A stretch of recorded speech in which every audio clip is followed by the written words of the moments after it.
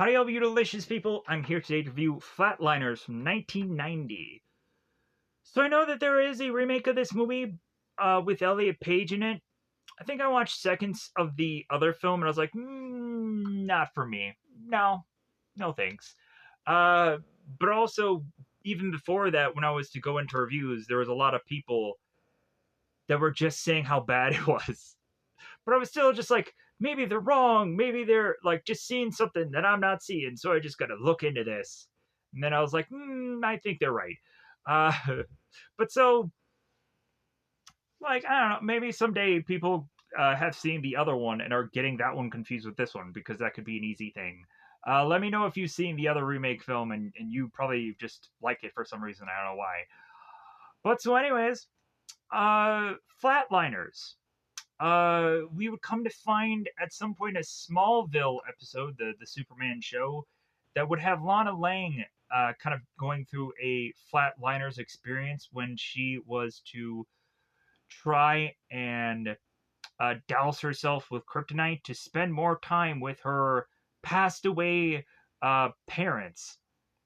To come to find that Lana, like, hey, like you really need to back off, or you're legitimately not going to be coming back from that, because she would further and further want more and more time, and Lana would be spending so much money on this whole experiment, which uh, eventually I think was to just be a scar on that kind of character. So we then also would probably have me want to compare this easily to the other Kevin Bacon film called Hollow Man. Like a lot of this, like we kind of have Kevin Bacon in Hollow Man becoming the Nelson character from this movie, where like he kind of takes it upon himself to uh like Nelson in this film to like, hey man, like I'm gonna give you this letter like telling you like that you're like gonna have no consequences if I do go on and I die here.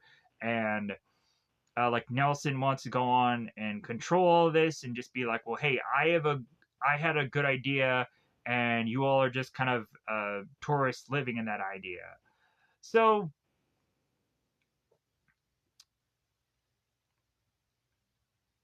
the idea of this movie is to go on and have these group of friends that one after the other are going to spend a minute and change, then 2 minutes and change, and then 4 minutes, then almost 9, 10, 12. This dude's dead. Yeah, this heavily escalates, and I have to go on and consistently remember um, where our characters start to play out in this film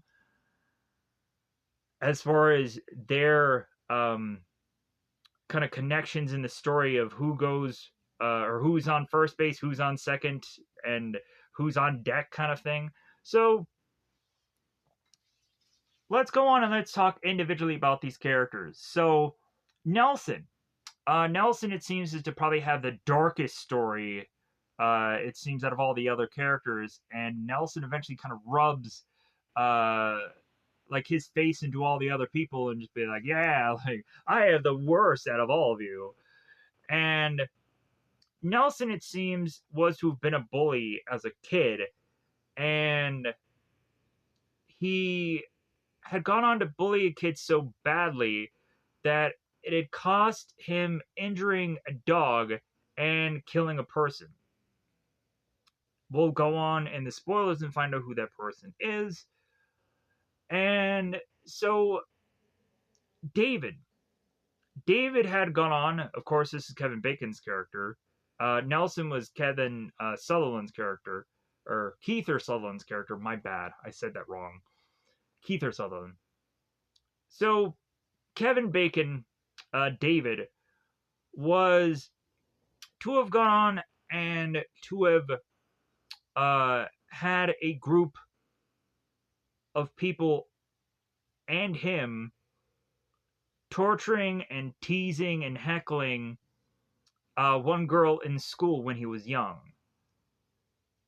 And eventually he's going to go on and get the reverse of that, which, like, in all honesty, I don't think that's ever going to really lead to actually have David, like, is he gonna, like, is the girl just gonna talk him to death? Like, what's gonna happen with that? How is he gonna die from that, possibly? Is it just the stress of it? I don't know. Um, but then also, we would have Rachel, and I think there's probably a reason why I'm saving one of these characters for last.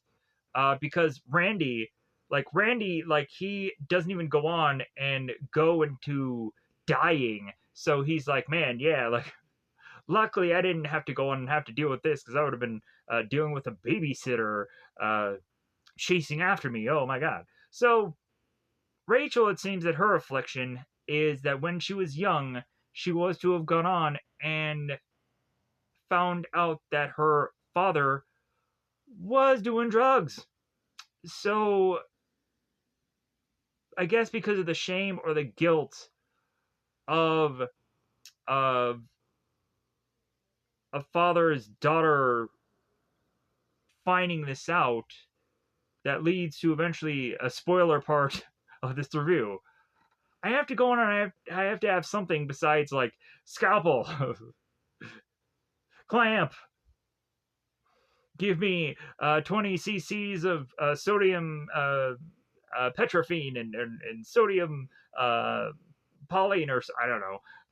It's eventually gonna like come to me when I kind of get through a lot of what I have to say here technically.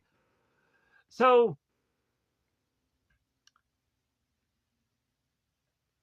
we have Rachel that's just kind of dealing with that relative fear. And so then we get into Joe, who really, his fear is that he's just a big old hoe. I could say hoe, but like, there's a much worse freaking number of things. Like, this guy obviously, like, his down belows controls the way he goes. Uh this guy doesn't think with this noggin, he thinks with that noggin. So even to the point where Rachel throws a joke at him, like, "Oh, that's your brain." So Joe is to be a person who is to be engaged to a woman named Anne, but because that hasn't exactly brought in wedding bells within Joe's life, and Joe is seemingly at a good road trip to meet his wife or vice versa, Joe then goes on as like, well, hey, I'm just gonna have all this monogamous, uh, sensual, sexual loving, and then get that all out of my system. But then also, I'm going to keep tapes of all of these adventures and go on to eventually turn around and be haunted by that, because eventually everybody who goes uh, to the death is going to get haunted by something or another, some sin, something that they have to atone or amend or penance, and they all have to go on and reverse figure that out of how to go on and, like, I would say, beat this thing, but that just sounds weird. Cause logically, yeah, like, not everybody gets that just so easily. Like, hey, I'll just go down and like, I'll pick up a carton of milk and atone for my day. No, like, not everybody gets it so easy. And so, with that said, Nelson will eventually go on and rub that in everyone's faces, and uh, sad for him, but more run time for us in this movie. So, with that said, it's gonna be weird to grade this movie because of the concept. But again, like, I feel that I'm just gonna have to push the concept aside and just say, like, hey, the way that this movie just plays out is a really iconic, interesting film. And also, there's just some kind of like Shakespearean ways that people are just kind of talking into this movie, and like how they just kind of go on and do this just kind of poetic, like talking in between one another, especially when Nelson is talking to David in the early parts of this movie, where Nelson tells David, it's like, well, yeah, like you were to risk your career for a complete stranger, but you won't go on and help me with the simple thing of bring me back to life. Come on, David, just give me something. Just give me some of that like death and then life. Just give me a little chance that you're just gonna think about it. Mow it over. About murdering me possibly. So with that said, yeah, that's what just kind of happens in this movie. And I think it's about time to just kind of push on and just get into full on spoilers. But so my grading of this movie is I have to say that it's a solid good film, if not like kind of uh like it just kind of reminds me a lot of those like just kind of stay alive kind of movies where it kind of breaks down as a video game like thing. Um but then also like it's kind of reminds me of just kind of like Final Destinations and just kind of all these kind of really interesting like horror, if not supernatural or whatever kind of films, uh, to trying to strategize and think this out to survive. But then again, like it's all about a haunting, so it's a more just kind of ghost film when you really think about it. So with that said, hopefully I've gone on and thought to say whatever thoughtful thing that I was to uh, be thinking about in this review. Um, Hopefully you'll want to go on and check out like Hollow Man or other assortment of things that I probably just went on and said, because this movie is very much like Hollow Man in a lot of ways, the Kevin Bacon movie. I haven't said that already. It's a lot like it, especially when like David is or uh, Kevin's Kevin Bacon's character in Hollow Man is basically Nelson in this film, kind of the same. If I haven't said that already, I don't know. I've kind of said a lot of things already. Uh, but yeah, let's go on and let's get into full on spoilers because I fear that it's probably going to take a very long time to break all this down. And also, I'm going to try as much as humanly possible just to have fun in this review. Because I'm feeling good, I'm feeling froggy. Let's get this out. Without a doubt, I'm going to, of course, do the song and dance that I usually do because it's spoiler time. I'm going to go on and pause this review, whip out my notes that are to be on my phone, as well as cast lists and whatever, helping me somehow either figure out, technically wise, how people are to say all of this medical jargon of stuff, but then also whatever is to be remembered in the brain of mine in an amount of time that would rationalize uh, me putting out a video, which hopefully won't take 3 hours. So, because man, am I getting later and later with these videos. But thank you for watching them anyways. So, oh, where can you go on and see this movie? There are a number of apps that I dare, in fact, would remind people, especially if they've seen any other reviews that I've gone on and do upon this channel. First off, I will give you an app called Zelifonic. Zelivonic. You can go into this app and watch stuff like Flatliners for absolutely free. There are other apps, hopefully, that are to still be available on the Google Play Store, like Manic, Mannic. Or also, there is to legitimately be a app called Vidbox. VID Box. BOX. And then you can go into a Google search and search the words HDO Box, download an APK of HDO Box, and be able to see a larger variety of apps and whatever you'd like. But let's go on. Let's go into spoilers. Let's spoiler time. Spoiler time. It's about that time I'm going to spoil this review. We'll be back in a sec. All right. So, spoilers now. Letting everybody know when we get into the cast of things, I'm really going to focus on the main characters. And then if there are actual names for just side characters, I'm not going to focus on everybody. Joe has just a bunch of girls, and some of them have names, some of them don't have names. I'm just going to just be like, hey, this woman approaches Joe and says this thing. And like, I'm not going to know every one of the woman's names. I just won't. I know Anne, though, that is tied to Joe because relationship. But like, that's because she has some time here compared to everybody else. But anyways, speaking of time, it's about that time to just start talking about this film. So Nelson, Keith or Sutherland, is to be looking out in the beautiful day and say, well, today is a good time to die.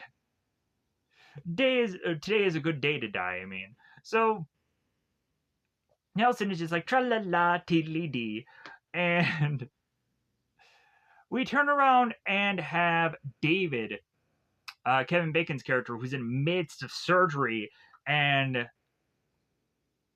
this this guy is just kind of wailing and on this bed, and he's screaming in agony.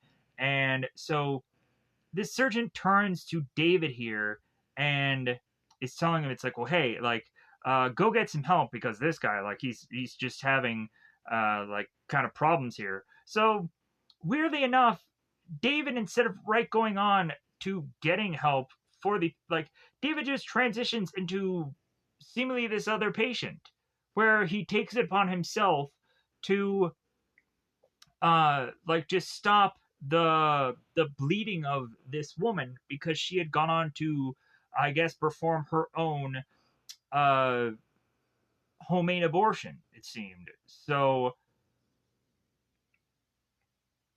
David then goes on to ask for clamps and asks uh for scalpels, and is to go in and is to start to be forming his own surgery here. And we have other people that are just kind of like nurses, and they're all just kind of looking at David as like, yeah, you probably should not go on and be doing this, but hey, like, it seems that like you're curing the patient. So the surgeon ends up stepping in and is telling David here, it's like, hey, you should not go on and be doing this.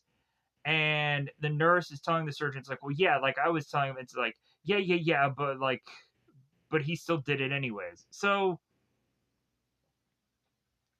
that leaves David in a heap of trouble to have this nurse shouting at David. And we will find through Nelson what is to have occurred with that situation. So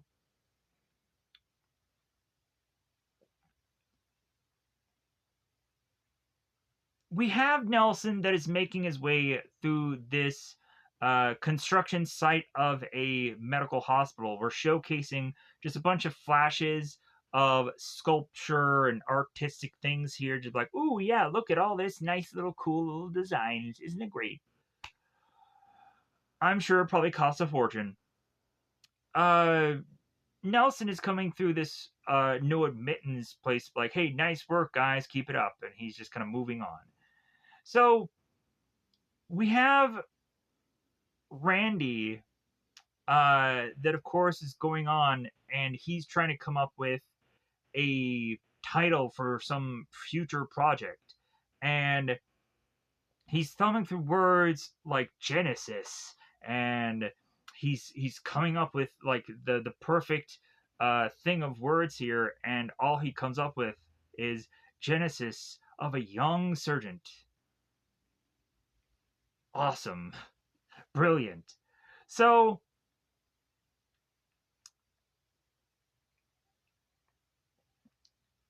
we have Rachel. Rachel is to be talking to this patient who was prior comatose and then near death. And so this patient is going and talking about how she was kind of floating above, and Oh, a lot of this was to also have gone on and reminded me of the film uh, Dragonfly with Kevin Costner, because Kevin Costner goes into a lot of these kids that have these near death experiences, and that ends up having him by the end of the film remember that he has to go and try and find his wife, who is uh, to have been on this island while she was in childbirth and then also died. And Kevin Costner, by the end of that story, finds a baby and it's like, man, like my wife is really trying to send me some kind of message from the afterlife to collect this kid. Didn't know. So, but anyways, back to Rachel talking to this coma woman, and eventually there had been some beautiful thing of some kind that had gone on to tell her that uh, that it is going on and taking her baby, but she's gonna go back. That she's gonna live. So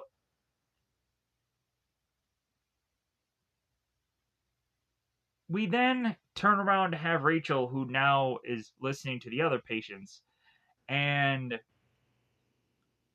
another patient is stated that he was dead for like 4.5 minutes, and he didn't see a light, he didn't see a tunnel, he didn't see this, he didn't see that, and it's like, oh, okay. So after that, we then turn to a girl named Terry, who Terry will meet up with Joe a little bit later because he is to now use near death experiences to get laid, because of course he will. So, because he has to use everything to get laid, he's just kind of out of cards to just play here. So he's going with the near death one because that's to be the latest in his deck, because he has a huge not deck. Anyways, so Rachel then turns to Terry, and so Terry goes on to talk about chariots and music. And Rachel's like, you know what, I think, Terry, you should probably go on and kind of just kind of cut your dose a little bit there. I think that you're kind of a kind of experiencing something. So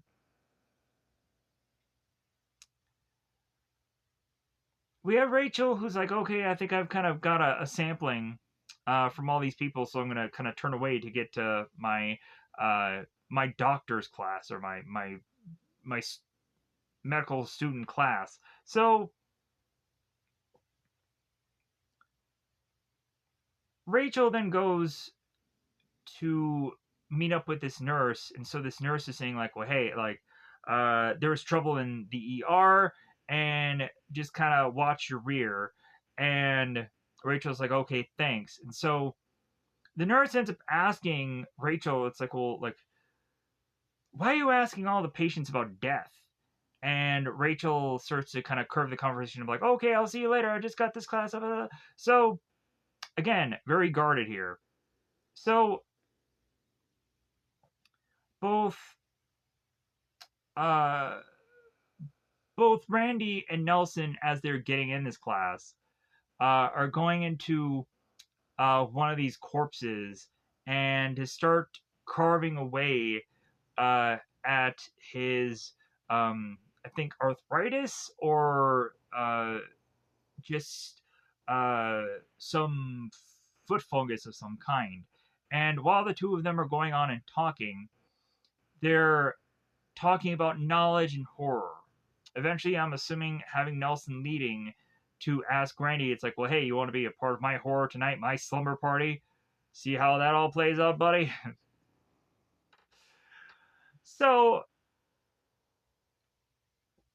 as Joe is to go on to make the rounds here, he ends up partnering up with Rachel, who all she is focused on is uh, tearing open this corpse and to like go through and just like, okay, what is this? What is that? What is this?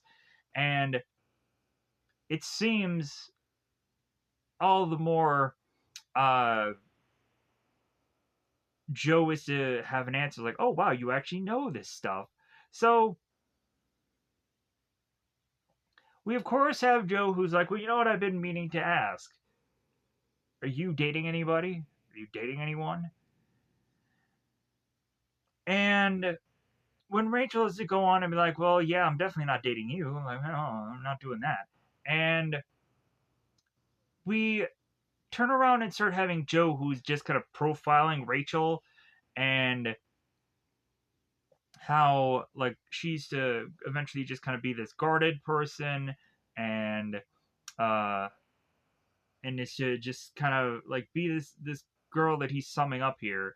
And Rachel's just like, ugh, like whatever, I don't care about you. So Nelson is to try and free Rachel of just Joe here for a moment. So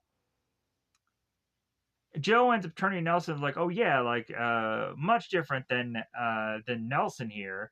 And so Nelson ends up telling Joe here, it's like, well, hey, can I get a moment with you? So Joe and Nelson are to just go off to the side here.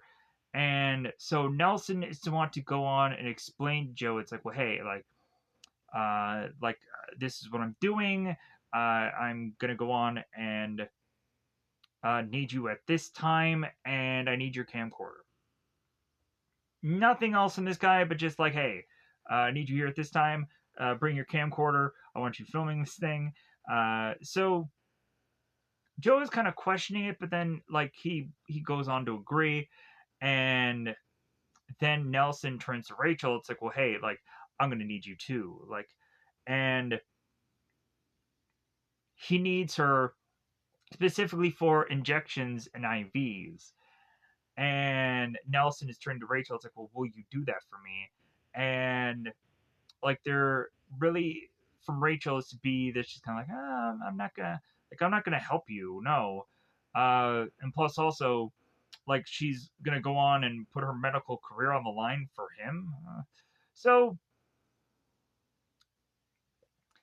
this teacher ends up coming into this class, and so she ends up stating that she's going to grade on a scale. She's going to start to make a more competition out of this class.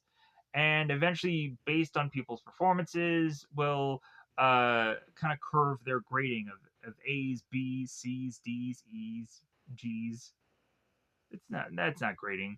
It's D's and F's. So E for your effort or your F. Anyways, so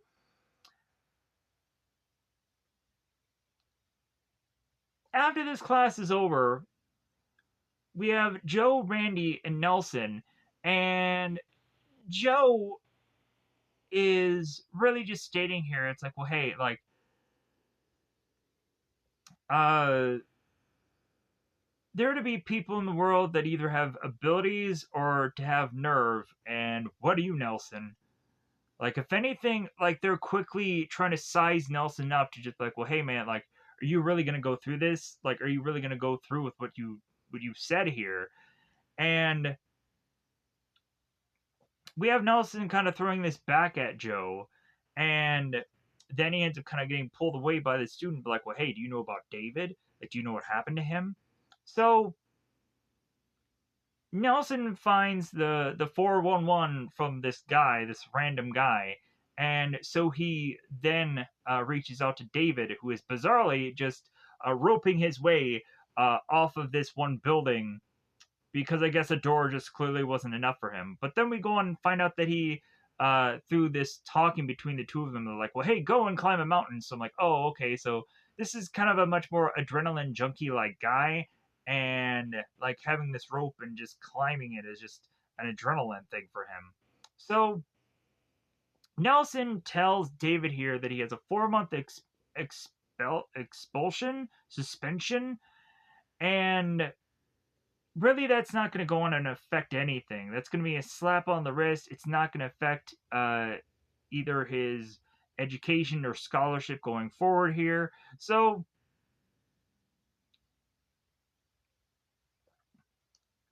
we would then have David that turns to Nelson. It's like, well, hey, like she was dying. Like, you know what? I'm sure if you were in the same position, you would have done the same thing I did. And So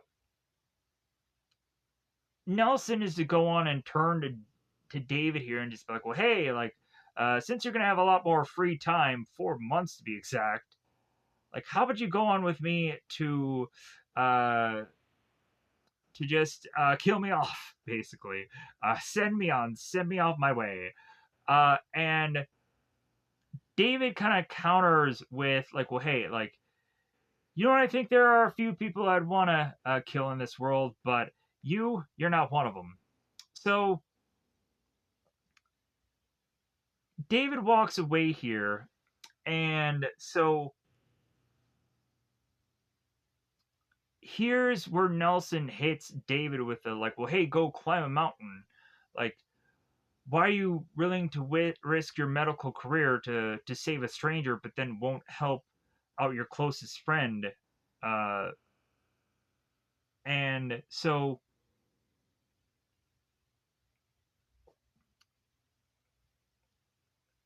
we really have a Nelson here that is really wanting to go on and figure David out right now. It's like I don't get you, like I don't understand. And so like what is it going to get you to help me? And and Nelson is like for you to realize that to not do it, to just don't do it. So Rachel, transition here. Rachel is going on and seeing that there is a patient that is either clearly dead or sleeping or in a coma or something. So Rachel takes these flowers and is to hand them over to this other patient because this patient is dying and it seems that she probably doesn't have no one at her bedside, sadly enough. So when Rachel hands over these flowers to this patient, all this patient is thinking about is the cost of her being buried on Saturday because she knows that she's gonna die. She knows, and so after Rachel is to go on and just have this fun time with this patient, and uh, have her eventually at some point she's gonna hear that she has voices in her head, and this and that. Like I'm like, okay, wow, like this patient is getting really uh, just kind of interesting, but eventually she gets played out here in this film. So Joe is getting into his extracurricular. He's getting into laying some pipe within his place, and what better way to do that with a woman? And he is at his place laying this pipe, and it's getting a phone call from Nelson saying like, "Hey, just a reminder, I need you here at this time, and I need your camera, just as a heads up." And we would go on to have said girl who was with Joe at the time with pipe, and like, what camera? And Joe is like, because Joe was putting on a show. He was looking at the camera, just like, yeah, yeah, and really just ruining like freaking anything but horrible visuals of consistently just seeing William Baldwin just like, yeah, within this movie is just like, God, like now I'm just gonna go on and just be like, just so freaking like grossed out at that garbage. But anyways, we have Nelson that is kind of getting his last things together here. He's kind of putting on his nice little clothes. He's kind of slick backing his hair, just being like, yeah, like I feel like this is it. I feel like this is the one. So Randy uh and Joe are kind of getting like tables and equipment together, and Randy is looking at Joe. It's like, oh, thank God, like he brought in the specialist. So the two of them start chatting, and Randy gives Joe shade about the fact that it's you know what,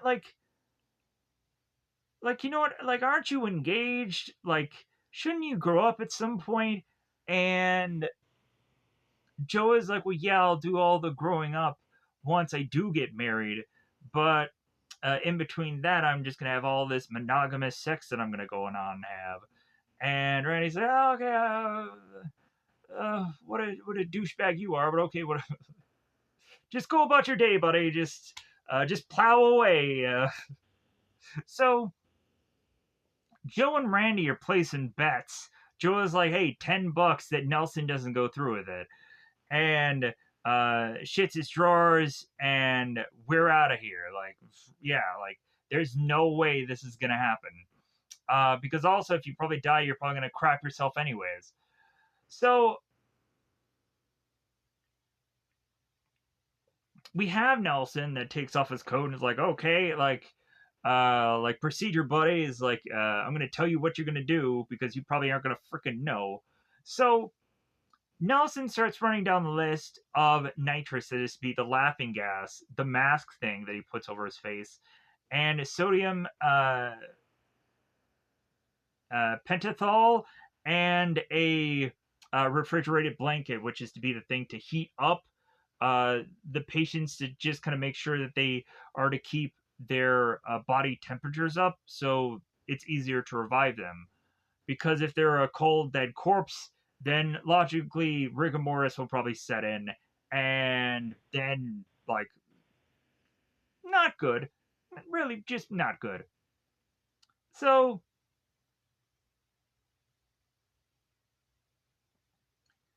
goes on and says,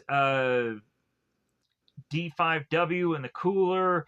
The body temperature needs to be at 86 degrees. And once it is, you'll hit me with 200 joules, which is to be defib. Yeah. Just wake him up with them 200 joules. And then after that, take off the mask, because probably bagging him to CPR, and to do the CPR instead of actually lips. Weirdly enough, when Julia Roberts is to get revived, Kevin Bacon is all up in those lips, just CPR and her just to death. Because oh, you go on and you have Julia Roberts and everybody's just like, yeah, let me get them lips. But anybody else is like, yeah, bag them. F this guy, we're just gonna bag him. No, we're not gonna just lip to lip. No, I don't want any of that. Just give me them Julia and them lips. So, so they go on and they talk about how the electrical current will eventually stop. Will eventually stop at some point. Nelson's heart. So this is to be before they bring him back, and once the heart is dead. And here's one interesting thing. So when I was to have found out if a person was to have died from a Steve Martin movie, weirdly enough, there was some movie where he did about the brain, and come to find out, if a body is to die, the very last thing that is to actually legitimately to have died off is to actually have been the brain. So weirdly enough, they're gonna go on and try to kill the brain, to then have the body to be dead in this movie. So I was like, okay, they're killing the thing first. That would be the last thing to have died. So I guess they're gonna have to trigger the brain just by CPR and hope there's no brain damage. And then also Rachel brings that up. So they hit him with the 20 cc's, and Nelson looks at Joe for the injection here. There's some notes that I had to go on and do for these whole steps because I don't know every bit of every whatever. So then the flatlining and the brain is dead, and I'll be able to go on and explore into my afterlife adventure. So give him 30 seconds after his certain amount of time allowed. Uh, put the blanket on for warmth and take me up to 93 degrees slowly. Inject 1 cc of adrenaline, which of course adrenaline. If you've seen like Pulp Fiction, where John Travolta like hits Uma Thurman with the adrenaline to bring her back to life, that's like if you've seen Kick Ass 2, where Hit Girl adrenaline, like she just starts freaking out. That's what adrenaline is. And so, and then they also talk about defibbing. So Rachel comes in and talks about brain damage. And it's like, yeah, you're going to end up getting brain damage. And so they're like, oh. And it's like, well, not if the temperature of the body is 96 degrees, or 96 degrees, 86 degrees, and slightly windy. I don't know. So Nelson is to go on and look at Rachel and just be like, hey, like, if you're here, that means injections and IVs, right? Yeah. Huh? So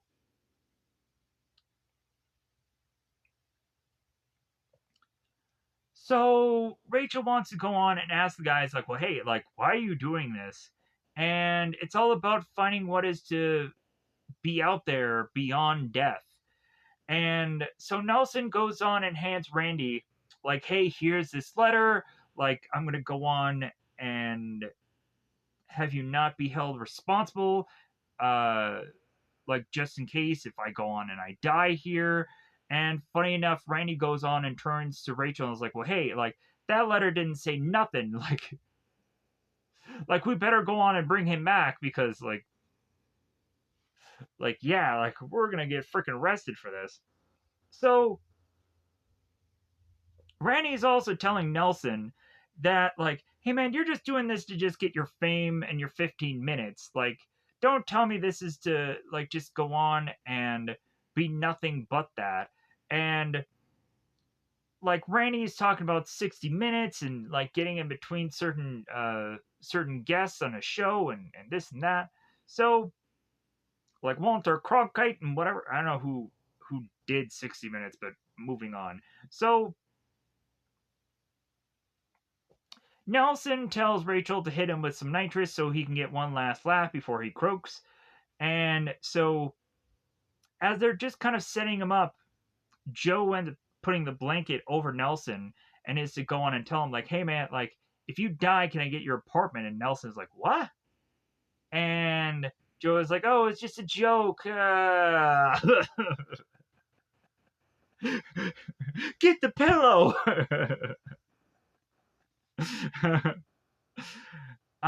So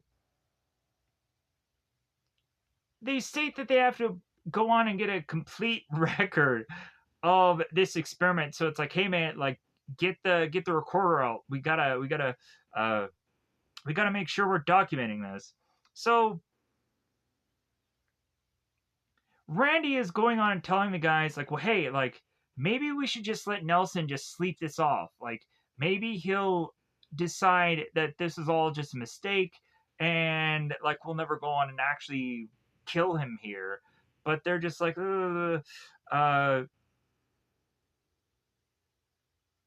like, they come around when all of a sudden David shows up. He's like, I'll do it, I'll kill him. I'll be the man. I'll be the one just uh like snapping into a Slim Jim here. So all of a sudden we have David who's like getting prepared with the defibs, and like that I guess is really only because like he doesn't know like how far in they are, but then also like he's naturally assuming that uh like they're probably gonna have him like be killed by the defibrillator because they end up writing him off as brain dead. So consistently we have David who's turning to Joe. It's like, hey man, film, like start filming, let's go. And so Joe ends up going, oh yeah, I guess I should start filming. So he goes right into Nelson's just face here, and just looks like awkward angles. So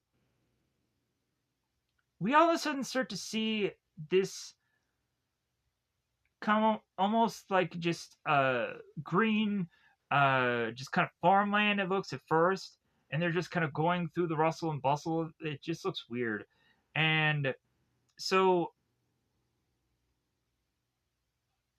they're already just kind of like 30 seconds in. Let's go on and let's just start to warm him up here. So more green, more farmland, uh, three people going on and running uh, through the through the flowers and through the high end grass. So they're hitting him with sodium bicarb and epi, whatever that is, uh, charging the defibrillator, and so after going on and charging him with the defib, they go on and they start CPRing him again with little airbag, a little whatever bag oxygen thingy. So they start to go on and do some pumping, and 1,000, 2 1,000, 3 1,000, so on, so on. So bag them, freaking. So here is when Nelson goes into the blue, as I am to go on and hilariously say. So Nelson goes on to be in this kind of just weird area that all of a sudden has these kind of little what are they? These little tomes, these little whatever they are, the things that just kind of help kind of keep walls up. I don't know exactly what they're called. So this weird tunnelish like area. It's very weird. So we have Nelson that is to seek out this one kid, and he ends up, of course, calling him Billy, but he doesn't recognize him right away. So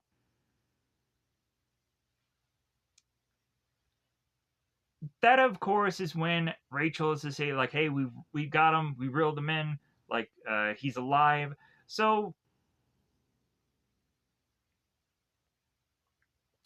after they end up reviving him, they go on to then like have all of the people just start walking around, and they make it to, I think, David's vehicle, and they start asking him all these questions about, like, well, hey, like what was it like hot or cold, um like did you have a sensation, did you have a feeling, like what kind of senses, like how what so everybody is just putting all of these questions, and so really just like David here is like, hey man, like let me just kind of look him over, and let us just kind of have alone time, so you guys just kind of go off. So Nelson ends up going on and thanking the group for saving his life, and Randy's like, yeah, it was fun. And they start walking off. So all of a sudden Nelson turns to David here, and he starts to talk about how he's to not all of a sudden, or to all of a sudden hear sound, but then feel it. Hear sound from a wide distance, like as if he turned into Marvel's Daredevil, and he almost kind of has like a sonar thing going on, where like he can hear street lights and hear the rustle and bustle, and and more, like, Nelson just starts talking about the afterlife, and David is just like, you know what, like, I'm an atheist, like, like, I don't want you to hit me with God and that it exists, like, like, so David then turns around and goes back to the group, and so the group is just like, well, hey, like, how is he really? Like, what is he saying? What is he like? And David is like, well, yeah, like, he's like Lazarus back from the dead. And they're like, well, he is back. And so, like, everybody is just like, wow, like, we accomplished this feat, this and that. And David is like, hey, we got lucky. Like, and so everybody is to just immediately just kind of jump on the train of like, well, who's next? Like, who's going to go on and die? And we have Joe, who I believe he says, like, hey, I want to go next. And then Rachel's like, no, like, I want to go next. And so the two of them start bickering, and like, Rachel and Joe are to just start to bet on their lives for how they want, like, a minute 30 or minute 40 or minute this. So eventually, like, the two of them are written off as like, are you serious? Like, are you like you're freaking like, you're rolling the dice with your lives here, like. So back to Nelson and his Into the Blue. Nelson is going to go on and have a Scooby-Doo of a time because he is to go on and need to remember his good old dog of a Champ. Yeah, this dog named Champ, who it seems to be uh, quite handicapped, making his way, just trotting along. And so Nelson is just like, Champ? Like, why are you in my Into the Blue? Like, why are you here? What is the connection? Why are you bothering me? Like, he doesn't attack him. He just kind of like just trots his way, just like just continuing to show up. Just, hey, buddy, I'm gonna make you try and remember this darkened past of yours. So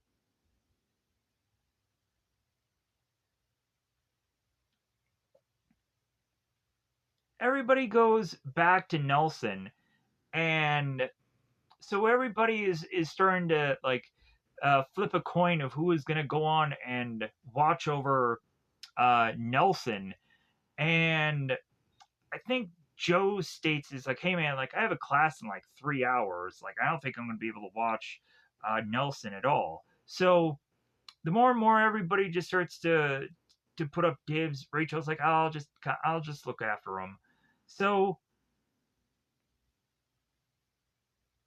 while Nelson's sleeping, there are just bizarre flashes of him running in a field, and this dog running in a field, and a tree, and him falling out of a tree, and then he wakes up.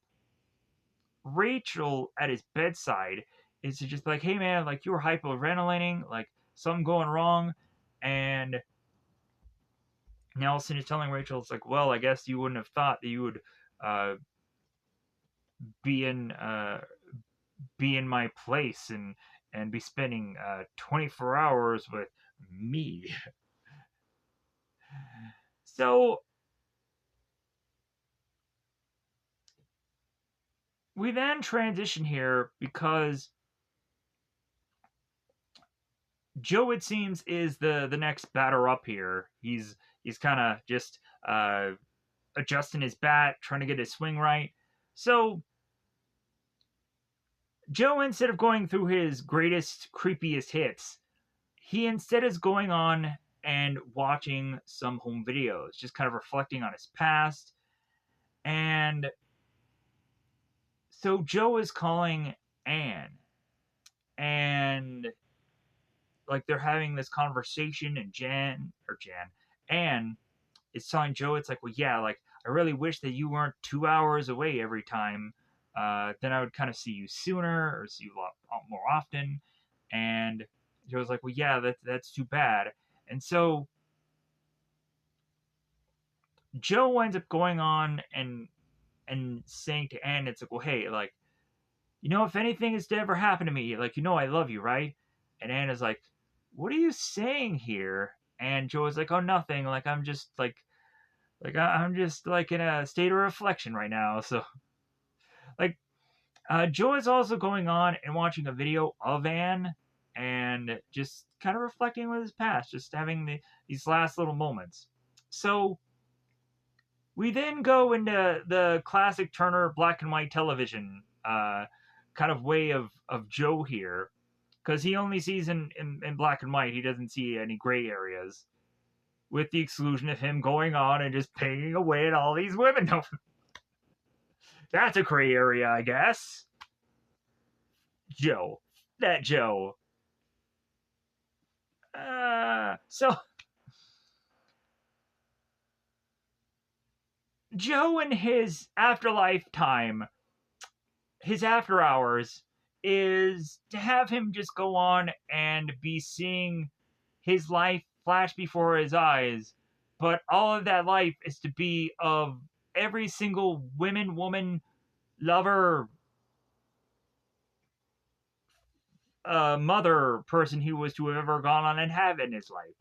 Starting from him getting birthed from out of his mother, and to that to have been the very first woman in his life, and then some relatives, and then his first girlfriend, and his girlfriends, or acquaintances, mistresses. The list goes on and on. So Joe is having a seemingly a reflective female moment here. And so and transition to now uh the people trying to bring him back to life. 1,000, 1,000. Come on, Joe. You're the next contestant on Bring Me Back to Life. You're probably going to regret ever doing this, but so is everyone else, with the exclusion of Randy. So Nelson is trying to give a good CPR, but David is just like, you know what? Like, how about we switch here? Like, how about I try? So Nelson eventually lets David do so. And again, we start to get Joe, who's in his classic Turner television, and he's seeing more women who are either clothed or not clothed, or cleavage. So they then go back to Joe, and he's alive. Give him a little bit of oxygen, give him that oxygen mask so he can go on and breathe, because that's what they do every time when it seems that they get a pulse on him. They put the mask over him. So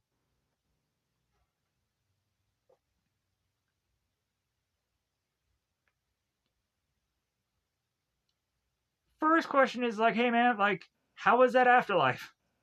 What was that like? And like they're all surrounding him like nearby this table that's like they're the only ones really there. Like all the other tables are just kind of set up. And Joe is like, well, I don't really know, like just kind of flashes of things. Like, so, like, I think it was great. And all of them are just like, really? Like, just, like, be more specific here. Like, tell me what you mean by that. So, Joe is like, yeah, well, like, if anything, like, my kind of experience was, like, erotic, sexual,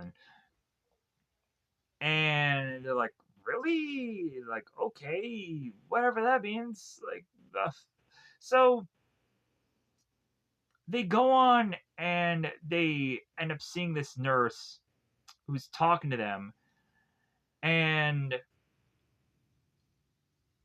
like so the group is going on and telling this one nurse like, well, hey, like this guy was brought back to life, and his nurse is like, oh yeah, sure, sure, and I just saw Elvis. Yeah, whatever. Like, whatever, kid, just kind of keep the noise down. So like Nelson is going on and trying to rebuttal here, that it's like, well, yeah, like, uh yeah, if anything, uh Joe did go through here, but like I was the one that like really found something. Like, let's not lose track of that. So we have Rachel that is going on to ask Joe. It's like, well, like, was it difficult getting back from where you were? Like, was it hard to just walk away from that light, Carol Ann? And Joe was like, was it difficult? Like, I don't think it was all that difficult. So Nelson ends up throwing, it's like, well, yeah, like, I'm sure it's difficult for uh, you to imagine, like, because Rachel, you hadn't gone and really been there. Like, you need to have been there to really understand. And so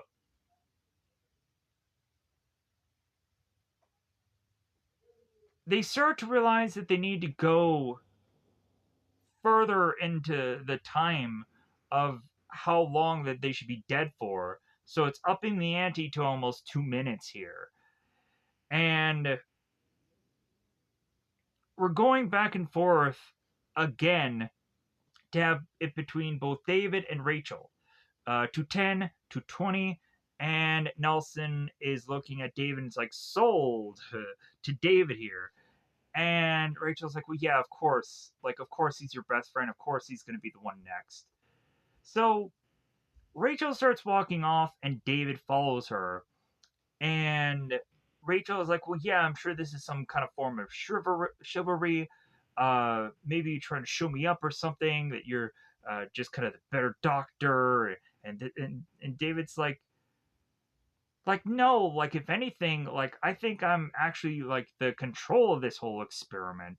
Like, I think I'm the one without any religious beliefs, or because I'm an atheist. So like, I think I'm actually like the perfect one to go next here. Uh, and if anything, uh, if there's nothing there, like I can't be convinced that there is, because like I just don't have that belief system. So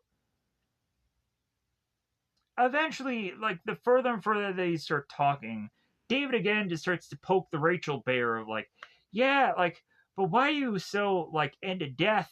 Like, why are you so obsessed of it? And like, why are you asking so many more questions than anybody else is? And Rachel is just like, well, like, I'm not really obsessed with it. Like, it's just an interest. And eventually, like, Rachel will break down to David that it's like, well, yeah, like, I like have a close relative of mine, her father, that ended up dying. So like, just Rachel is just kind of curious, or just wondering about her possible father's afterlife, to have been a one who had gone on to uh, murder himself, and also before murdering self, to have also drugs. Drugs was in his system. So after both David and Rachel are to have their time in the sun here, we then turn it back to Nelson, and he's getting back into his Into the Blue. So, because he's gonna get some of that blue uh, on his face. So Nelson is making his way through these dark alleys, this dark place, and eventually there is to be a hobo-ish person grabbing Nelson and telling him, in the end, we all know what we've done. We all know where we're going. Nelson is just kind of weirded out by that. I'm like, what the f are you talking about? But he's like, yeah, I think I do know. I know where I'm going. I know what I've done. So I'm going into the blue. That's where I'm going. So Nelson, the more and more he's kind of freaked out or creeped out, he gets into the blue, where he is to be hearing Champ. He's to be calling out for Champ. Champ, yeah, here, boy, here, boy. So Nelson then goes on and finds this kid and says, "Hey, what are you doing here, boy? What are you doing here, kid? You okay? What's going on?" So this kid, Billy, of course it's Billy, ends up hitting Nelson in the nuts, dropping him down, and then just doing some ground and pound, just really just letting it loose, foot loose. Oh wait, that's Kevin Bacon. My bad. But man, is he just the engine that can frickin' could here, just banging away, especially at them nuts. Like, let's not forget that the nut shot was just paya, yeah, papaya. Anyways, moving on. So leaves a little scar upon our Nelson. Sadly enough, he has to go on and just surgically do his own uh, sewing. And then Rachel has to look at Nelson like, "Hey, let me look at that scar. Like maybe." And Nelson's just like, I'm fine. Like, let's just come on, let's get on with this. But so Randy is going on and having a little Halloween poem, it seems. Talking about the burning leaves and the Day of the Dead, because they're already all dead. We then have Joe, who's seeking out Terry, the patient of prior Rachel's. And Joe is going on. I'm like, hey, Terry, like, you had a near death experience. So did I. Like, hey, let's talk about it because this is the last card I have to play. And so Terry starts talking about it, and Joe is pretending that he's interested, but he's more interested in this classic Turner television black and white thing going on. Why'd you do this to me, Joe? Why are you a hoe, Joe? Couldn't you have just said no, Joe? Only you can prevent forest fires, Joe. Only you. So Joe is like, what the heck is that? There's a woman from my past. I hopefully remember who that is. Moving on. That TV was talking to me. I don't know why. Like, man, we have really just upped the ante as far as technology with the uh like the Surreys and the now we got women on screens talking to me. Weird. So Nelson again, back now, sewing up and going back into the blue because he hears the pitter patter of dog, and so he's like, "Oh my god, gotta get the heck out of here." Nelson runs, go flying down these stairs and everything, and hallways, and so he goes into this door that says no entry, but then all of a sudden he sees the pitter patter and the shadows of figures, and he's like, "Oh my god, this sounds like kids. I'm gonna die." So Nelson then goes on and realizes that he has nowhere to turn, so he's like, "Help me! Like, why are you after me?" And all of a sudden we have a bunch of kids that are all to pop up and like, "Trick or treat!" And Nelson is just like, "I'm gonna show you a trick. I'm gonna make my foot disappear." That's what he should have said. I swear that's what he should have said. So all of a sudden, by this nurse's hospital ward, we have a bunch of people that are all in costume having this huge bonfire, just dancing in costume, just willy-nilly, just letting their weird just hustle out. I don't know. I was trying to come up with something more funny, but all I could come up with hustle.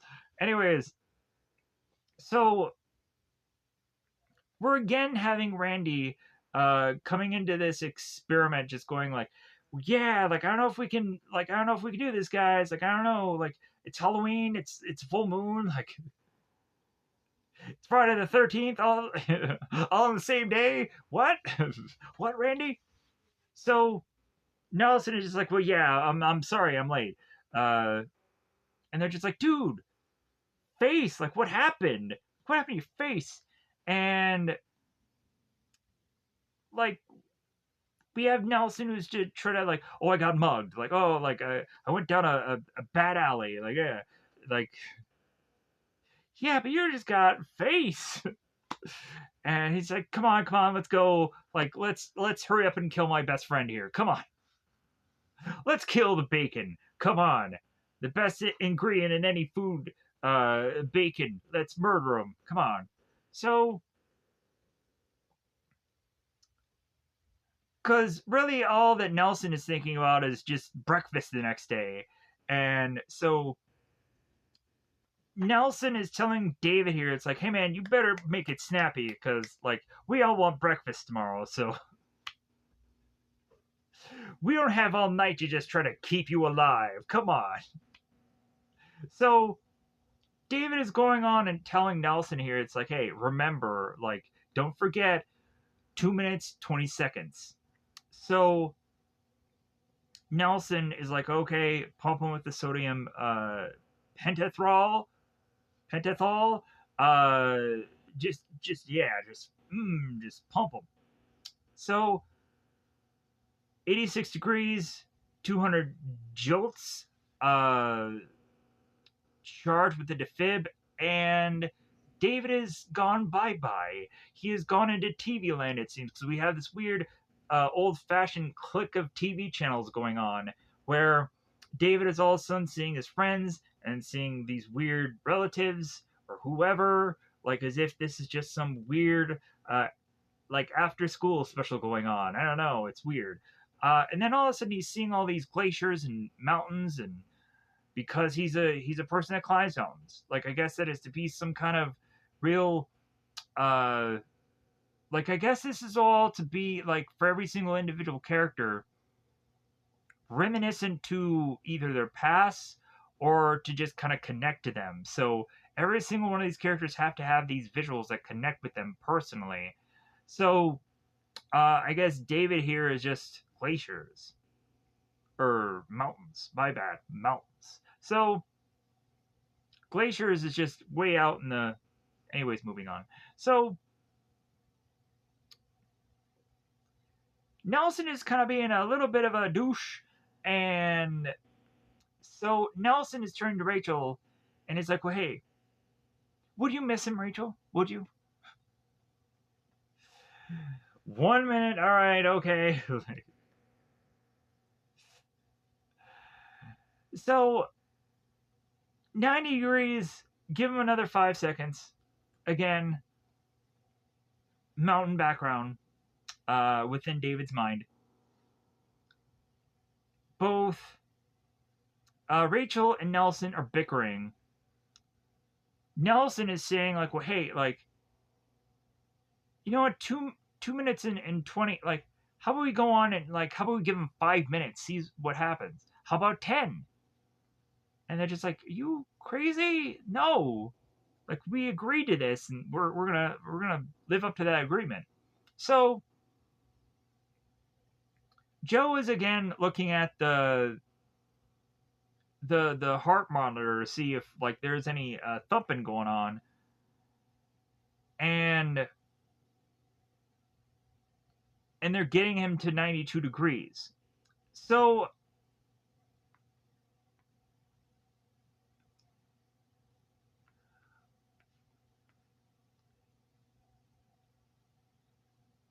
we have David that's going into his shadow time because like he can't clearly see what's going on here with David, but we don't, I think, also get enough of shadow time with David, I guess, because it's like, man, you can't really see what's going on here.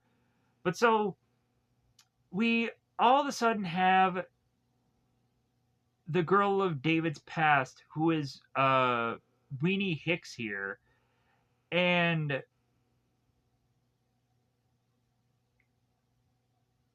we all of a sudden I think get this like background noise that just seems very absurd. It just sounds weird. So Nelson is going on it and doing CPR, and he's like 1,000, 1,000. What goes after that? Like, can anybody tell me? And they're like, dude, like knock it off. Like, come on, like keep keep keep bringing him back to life here. So they're going on and they're defibbing him. There's they're going back to CPR. Joe is recording this, but then all of a sudden he has to see within even his cam recorder that the Turner Classic Television is just after him. Just that black and white like thing is just like, you lied to me, Joe. You're a shit, Joe. You suck, Joe. Joe, you know. You know. So all of a sudden, like, hey man, we got him. He's gotten the bleep bleep, bleep bleep. So they put uh Joe back alive, give him the oxygen, and so we then turn around here and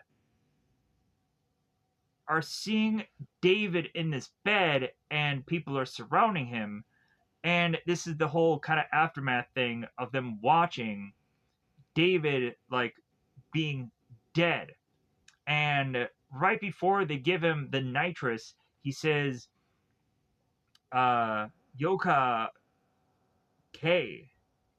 And like he says something along those lines. From what it sounded like he just said okay. And so like, well, hey, why did you say that? And I guess it has some tying to possibly some Native American like mantra, I believe is what it was, or some mantra that he had.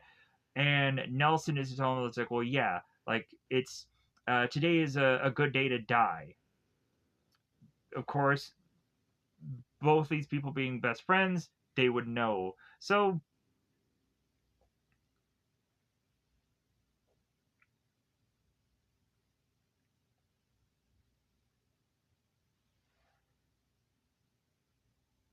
we're going on, and so like everybody is starting to ask questions to again David, and uh, and talking about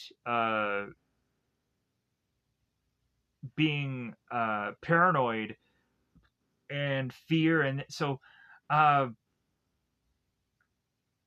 we have Nelson that is just kind of taking upon himself of like, well, hey, like, hey, you guys, like, are getting more time. I want more time, so like, I'm next. Like, I want more time, and Rachel's like, whoa, whoa, whoa, whoa, whoa. Like, I've been bumped now twice here, Bucko. So like, it's my turn. Like, I'm getting a turn. Like, we've all went. So now, like, because it doesn't seem like Randy is just jumping to want to do the whole sleep. So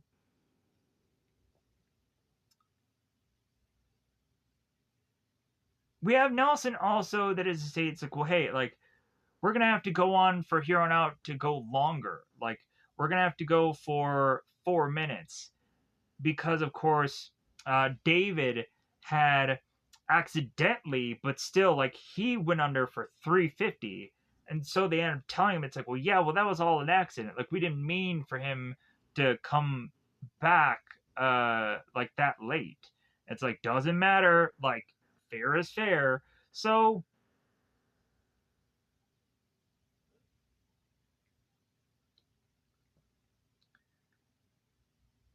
Rachel goes on and is to tell the group like, well, hey, 5 minutes, like I'm gonna go on and like I'm going, like you can't stop me. So they end up agreeing. Uh, because everybody just starts to mutiny, and Nelson is just like, oh, okay, like, well, I kind of figured that this was gonna happen. Like, I knew that you guys were all gonna go against me at one point, and like Nelson is really pushing that. It's like, well, hey, like all along, like this is my idea, and all of you are just kind of tourists in all this. So like, so I guess that pushes Nelson to just be like, well, hey, like since I was the one to have had this idea, like I should just have like endless runs on the roller coaster, and you guys should just wait in line. It doesn't work that way. It doesn't work that way. So, oh, now we have both Brandy, we have both Joe. Like I was trying to figure out where I am here because like how does this transition? So Joe and Randy are thinking that the more and more that they're increasing the time here, the more that this just sounds crazy. And that this might work, but that they might be able to bring him back. But again, like they're questioning everything.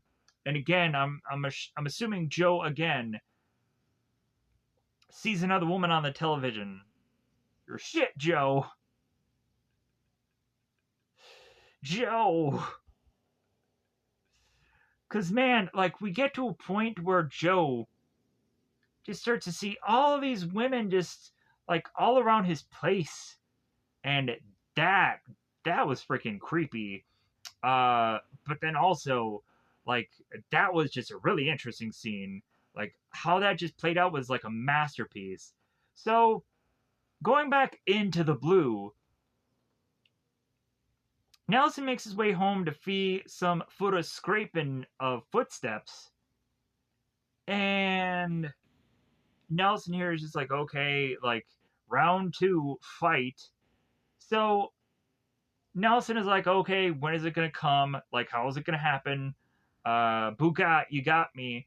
So, like, Nelson doesn't say that, but he's just kind of figuring, like, hey, Billy, like, I remember you, so, like, hey, let's work this out.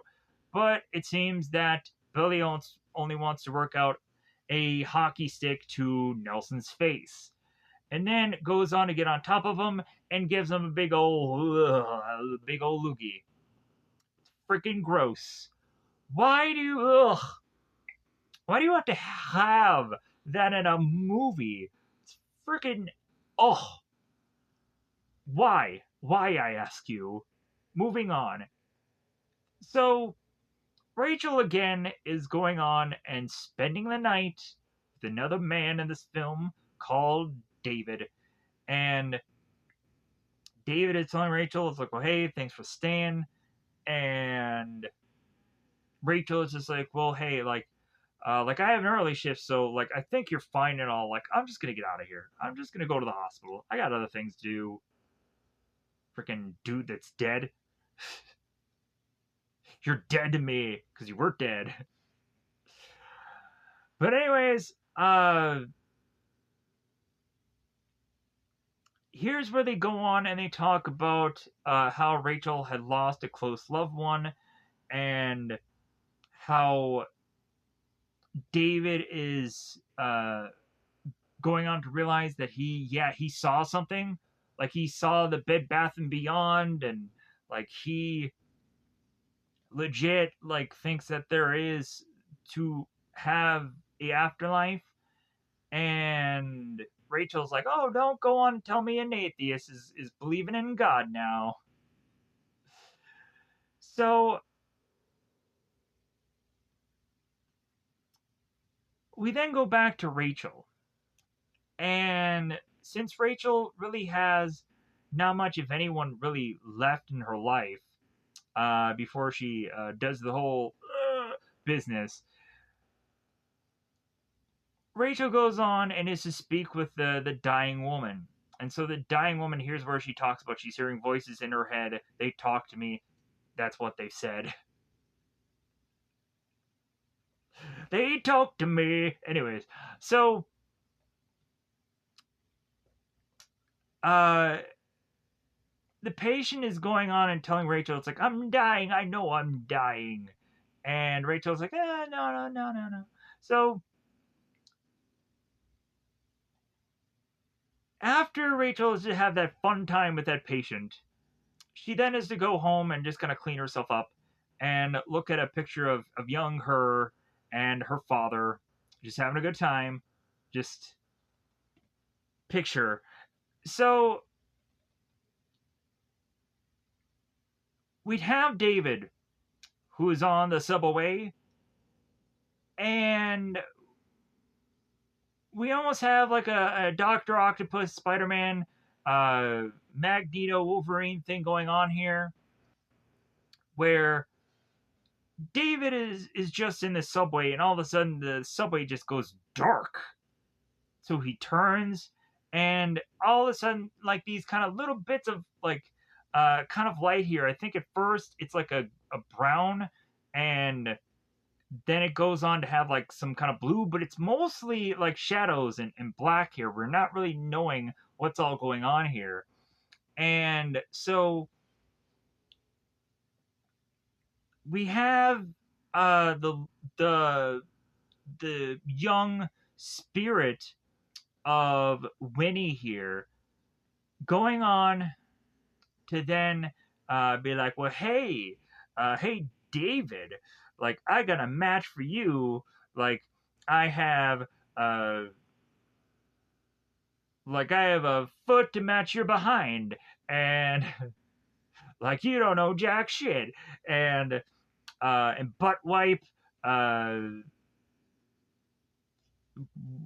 something about his dick or something. I don't know. So David is dealing with that. So he's just like, okay, yeah, I think there are some side effects to that after death experience that I've had near after death, the aftermath of the death. So David runs to get to the school to try as quickly as possible to revive Rachel. Because it's like, hey, the less that she's freaking under, the better. If anything, she shouldn't have been under at all. Because Nelson didn't divulge that there would be side effects. So Nelson makes his way to operate the death of Rachel. And Rachel is looking at Nelson. It's like, hey, yeah, what's up with this? I was playing hockey. You don't play hockey, Nelson. If anything, you don't play any sport. You getting a little pucked, are you? You really a mother pucker? So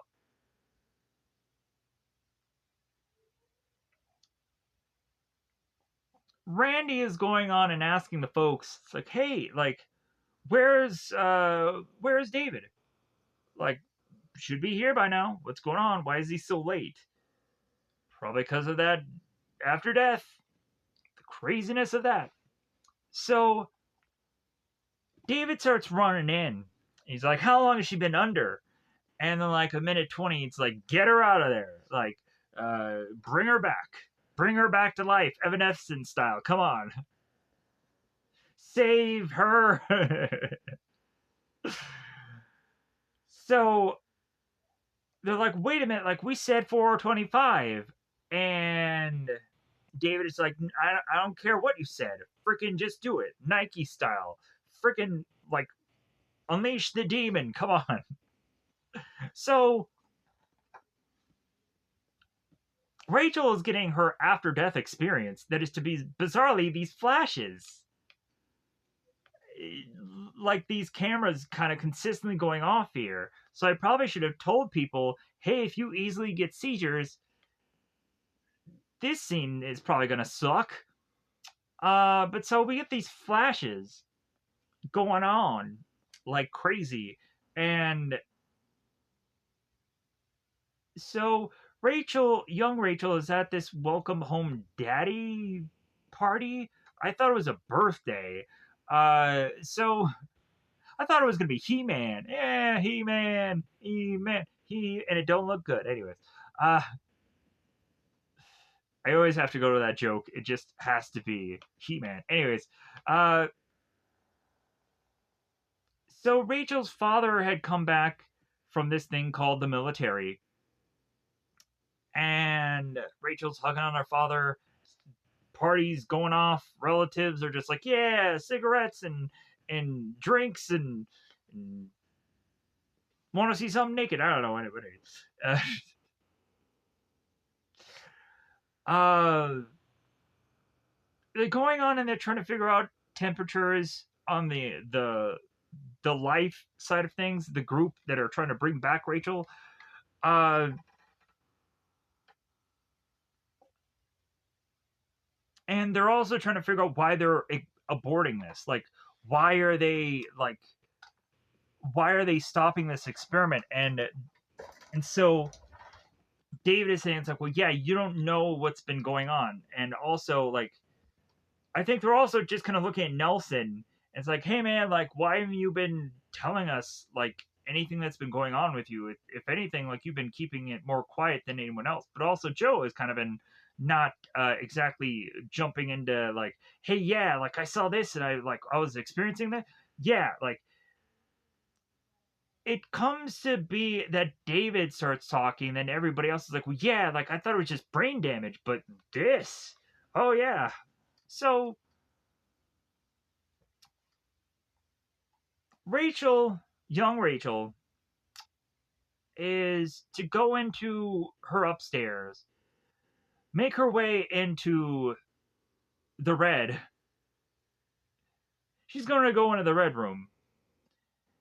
And she's going to go on and see her father in the bathroom, just kind of sitting down, just having a good old time, just doing some drugs.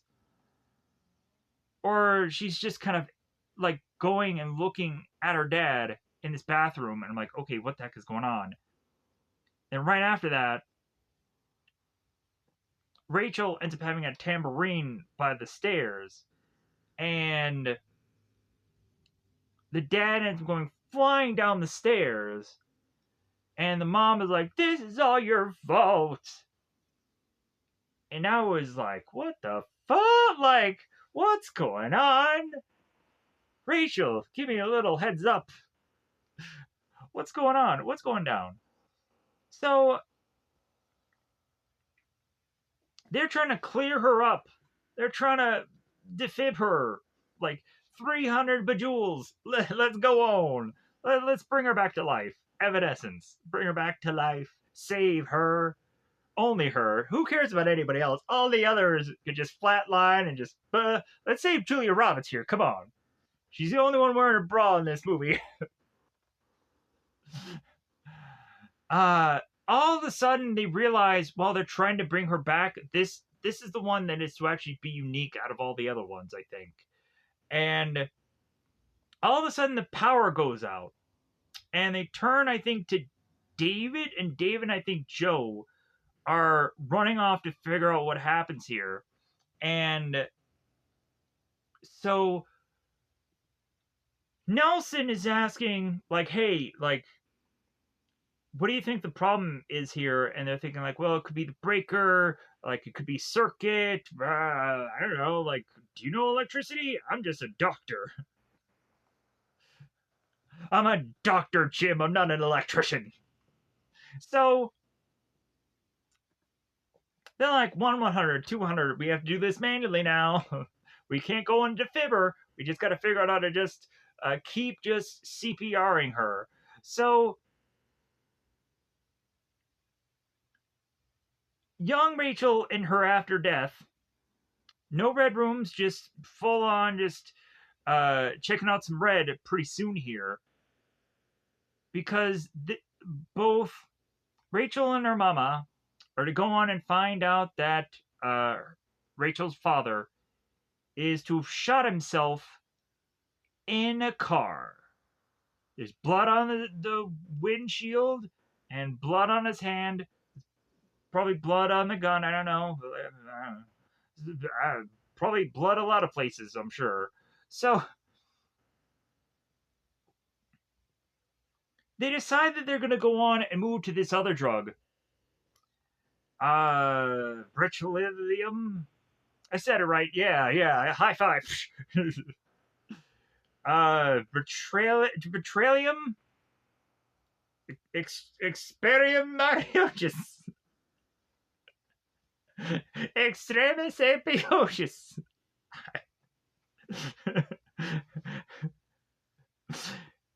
Prechliarium. I don't know. I can't say it. And David is going on and telling Nelson, who's like, hey man, we're going to do the expelliarm. And David is telling, no, don't do it. Just give me a chance here. Like, I'm the CPR whisperer. Don't do it. I'm going to just keep CPRing away. Like, it's going to work. I'm just going to put my lips on her lips because it legit is just, yeah, we're going to do it. It's going to happen. And so Nelson is like, okay, I believe in you, David. You're the CPR whisperer. Like, just do it. So, but they end up putting lidocaine, I think, in her anyways. Just lidocaine that woman up. So,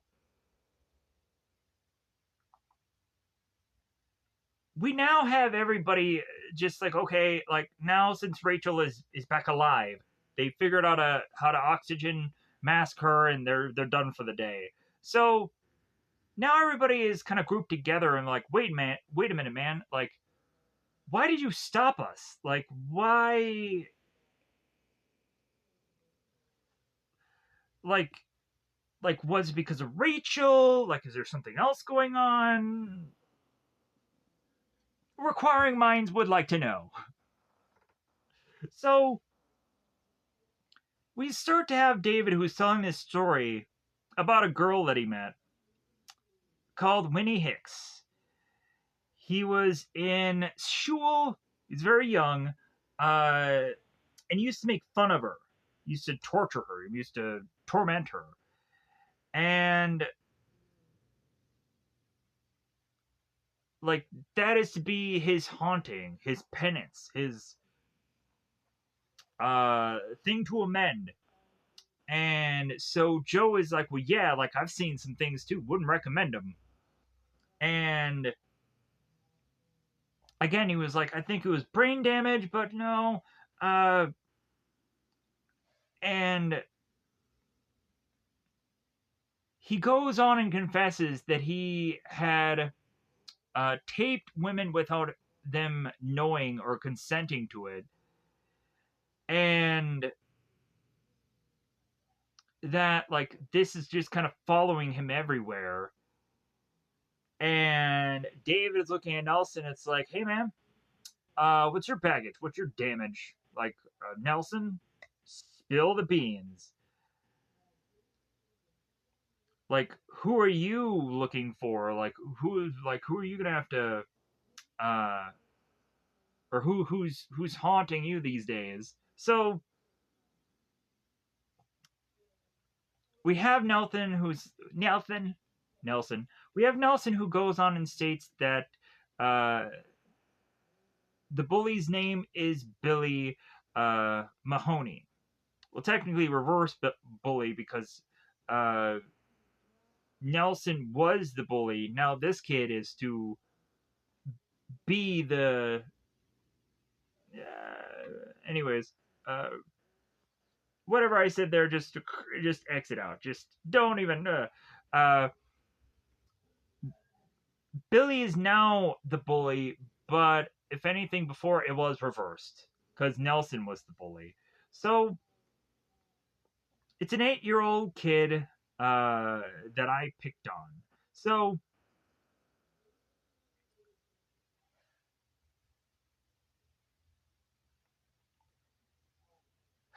So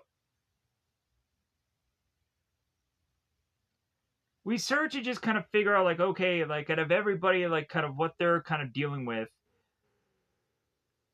And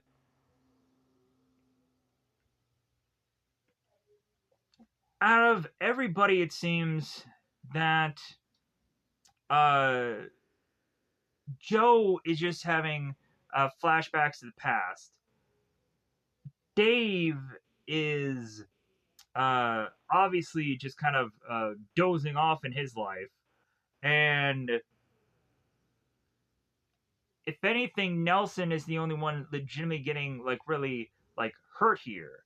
He's the only one getting like possible just like maybe this isn't anything to do with a ghost or being haunted. Maybe it's just some kind of like after effect, some kind of drawback, some kind of just thing playing tricks on him. It's a hallucination.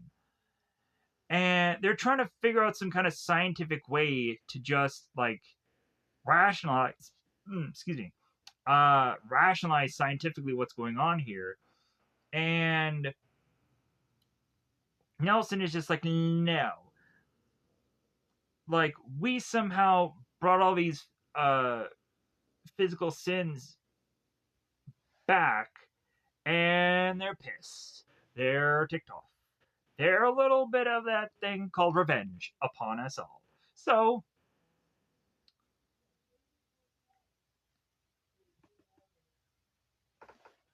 everybody's ticked off at Nelson because it's like, well, hey man, like you were like patient zero here. You should have gone on and kind of give us the info here. You should have told us like this was going to happen. Like there was seemingly plenty enough time for you to spill the beans and like, yeah, like I'm really just having a hankering of a problem with this whole like death thing, and like it's really just haunting the out of me. And like they're all ticked that they didn't go on and be like, hey man, like you should have reported to us your findings, like of what happened to you. So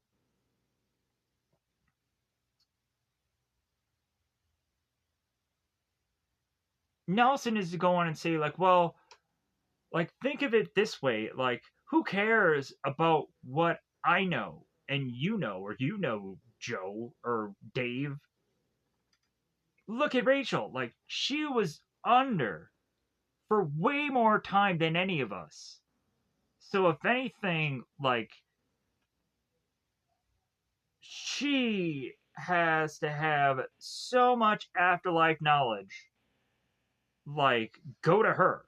Like, don't be asking me for any goddamn thing. So, Rachel ends up going on and she chimes in and says, well, hey, thanks for the nightmares.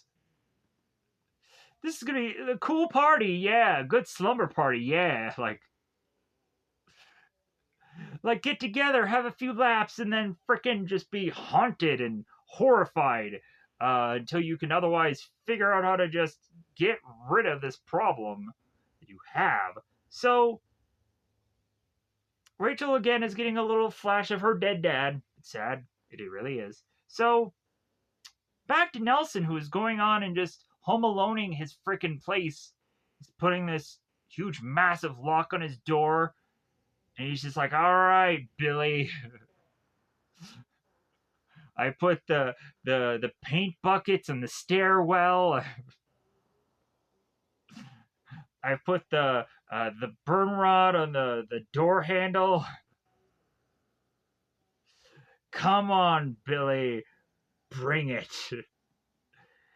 And so Billy thinks, or Billy, Nelson thinks that he's just like, yeah, there's no way you're gonna come at me, bro, this time. I locked all the doors, I made sure there's no entry, like, and still, Billy comes up and just papaya, papaya. So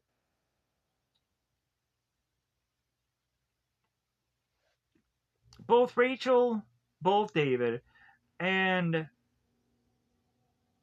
and Joe and Randy here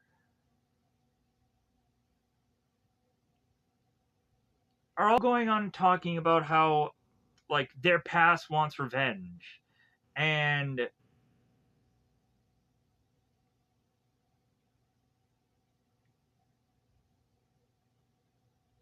they're really trying to figure out Scooby-Doo style what the heck happened to Nelson, and like why all this like Jeepers Creepers crap is going on right now. So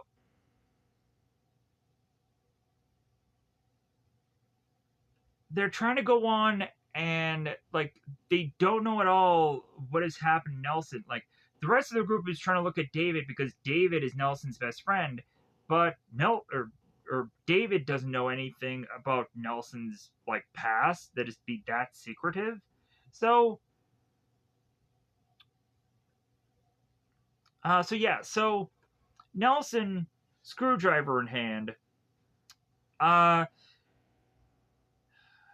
ends up having to relive the past of him kind of up in the his his bully ways, throwing stuff up into this tree, and the kid end up hitting him, end up hurting him. Uh, so wait a minute. So let me clear things up. So this starts to show us what actually happened here. So Nelson and his friend are down below, and Billy's up in this tree. Billy falls, and not only dies, but then cripples the dog. And then while Nelson is in some kind of reflection, he's kind of maybe dozing off a little bit. Billy comes out of nowhere and just whaps him, decks him. So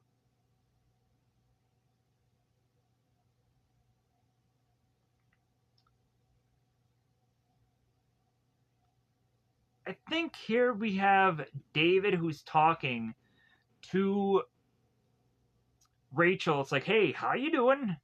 And Rachel's like, I don't want to talk. I'm late. I'll see you later. So Rachel then rushes to see her patient, who she comes to find is dead. It's like, I thought I had time. So, because Rachel wanted to go on and tell her patients, like, well, yeah, there is an afterlife. Like, there is something. Like, uh, but yeah, so David is going to this school, the place where this all had triggered his past. And Dave is remembering how he and a number of other people just started swarming Winnie and just started bad mouthing her, and so that makes him want to go on and figure out a way to possibly make amends of this because he's ultimately a good person. But so Joe is now just cropping up a whole bunch of girls, and so Joe starts just walking around, and all of a sudden, this woman just appears because on the TV is just not good enough. So Joe is talking to this first girl, and the first girl goes on and says, like, well, hey, like, you look like you're enjoying your day. Like, I'm not picking you up, you're picking me up. Oh, uh, like, would you like to go inside and this and that? And all of a sudden, this second girl comes in, and she ends up starting to question Joe. And Joe, at this point, is like, "What? Like, yeah, what?" Because he's just baffled at this point. Like, not only this one other girl, but now this girl's like, "We can just lie together, and we can just hold each other. We can just hold each other close. We can just cuddle." So Joe is just like, whatever. So he just starts going into his room, and the next girl who ends up just showing up, it's like, I'll call you, I'll promise. Like, will you respect me in the morning, Joe? We can stop everything right here and now. Like, it doesn't have to go any further, Joe. Joe is just wigging out with all these women. He's wigging out and he doesn't even have a wig. So, finally, Joe is just kind of like making it through the obstacle course of Wallman. No offense. Just like, too many. Because he's banged a freaking calendar, it seemed. He got December and he got January right the next day, it seemed. So, all of a sudden, this all leads to then Joe seeing Anne, and now Joe is just questioning, like, Anne, are you real? Can I touch you? Are you ghost? So Anne showed up to meet with Joe because the way that Joe was talking on the phone just seemed very weird and just not like him. So Anne purposely made her way to Joe's place, but then all of a sudden she was to come to find that Joe had a little bit of a rare edition collection, it seemed. She found his tapes. So we have Joe who's like, well, I love you. Uh, and is like, yeah, but you filmed all those girls without their knowledge, and that's just gross and that's just icky. So Anna's like, deuces, I'm out A-town. Friggin' I'm dumping you. Like, here's your engagement ring back. Fling. So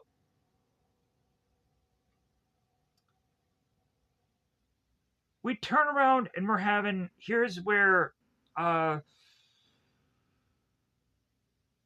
David is calling uh everybody in the phone book with a Hicks name.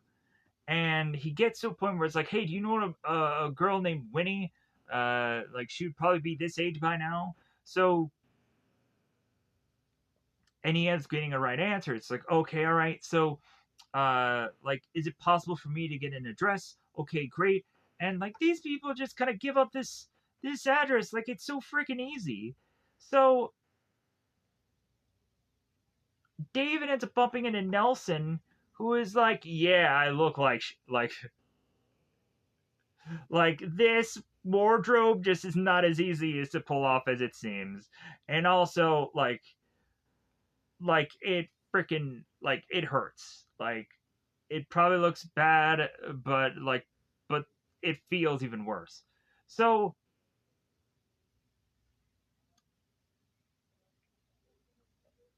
or probably it probably anyways, so Nelson ends up turning to David here and he's like, where are you going? Ben's Bensville. Ben Bensonville? Bensonville? Whatever. I'm sorry I butchered this town name. If it's a legitimate place, I'm sorry. So, oh my god, we're almost at 2 minutes here. We gotta hustle here. So, because we're almost over time here. So,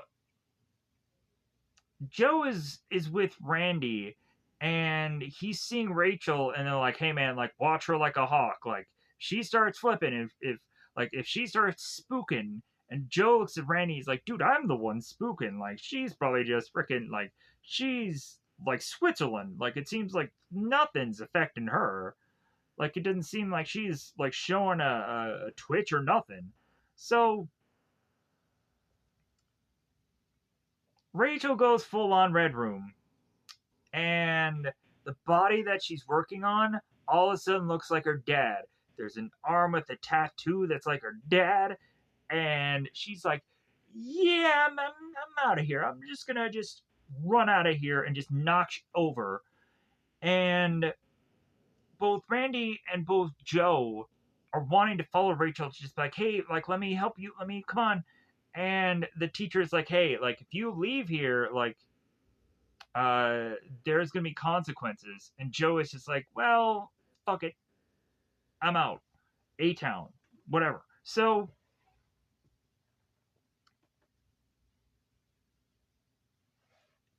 Nelson and Dave make their way to uh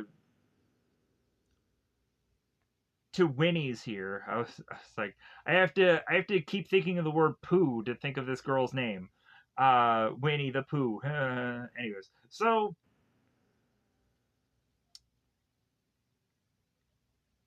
this must be it. This must be the spot. Uh, they realize that like they keep saying how like man like Winnie uh she must have just got a fortune. Like I don't know what she's doing. Like I don't know like how she's made her money. We come to find that she's like it seems that she's a florist. She has a bunch of just flowers just in her greenhouse thing. So I'm like, man, she's making a killing. Figuratively, not literally, just saying. Because David's not gonna die here. So David makes his way to the door, and David is telling Nelson, like, well, hey, like, if anything happens, just honk the horn and just kind of like lock the doors or something. So David ends up starting to talk to a little girl, but then ends up getting to Winnie. It's like, okay, hey, like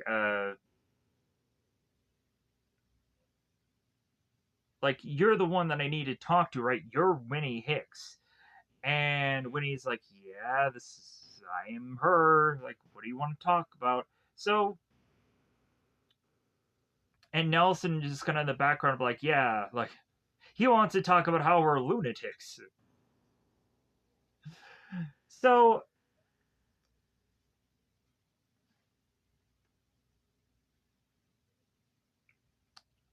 so we go on, and David is with Winnie, like, in her flowers. And he's like, man, like, it seems like you've really done well for yourself. And when he's like, well, yeah, I'm not a doctor or anything, but hey, I do, I make my bank. And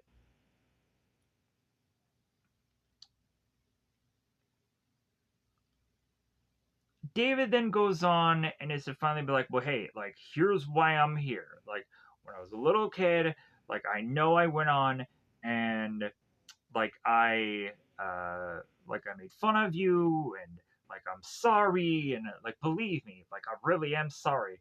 And I called you ugly. And so Winnie's like, well, yeah, I'm not that ugly little girl anymore. And David is like, yeah, I know you're not. Like, I know. Like, believe me. Like, I'm trying to make amends here. Like, I'm trying. I'm getting for your past you to just stop haunting me. So, uh,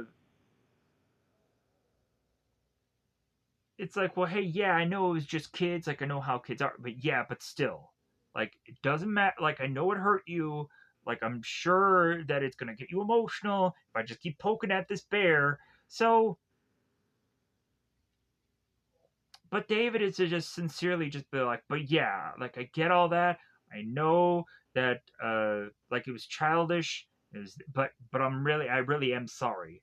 And so all of a sudden Ben is to come in and ask Winnie, it's like, well, hey, like something wrong? Winnie's like, no, Ben, it's fine. Just go on, just go about your business. Like it's fine. So David is like, you know what? Like, I can understand that you're probably busy. I should probably just go on and I should just leave. Like, but I just wanted to just make sure. And so when he turns and says David, David's like, huh? And he's like, you know what? Like, thank you. And like, and I'm fine. I'm fine. Like, it's okay. And he's like, are you sure? It's like, yeah. It's like, all right, okay. So just David is just having a fun time. Nelson is just having to worry about frickin' Billy popping up from out of either the back of the car or seemingly by and large frickin' anywhere. And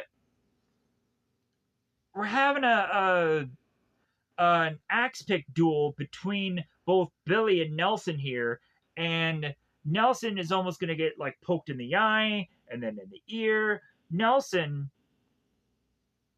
runs back to figure out what's going on, and he has to go on and break his own car window to get to help Nelson. And then Nelson's like, "Well, hey man, like you're the only one here, like you're gonna kill yourself." And Nelson's like, "Oh, like there wasn't Billy here," and David was like, "No, no." So David and Nelson make it back to the guys, and like the guys talk about Rachel, and they're like, "Hey man, like she's freaked," like. And again, it's for the billionth question. How you doing? How's your ma? How's your wife? So, and they're like, hey man, like we stayed with her. Like, hey, we left class. Like we wanted to make sure she was okay. So, like,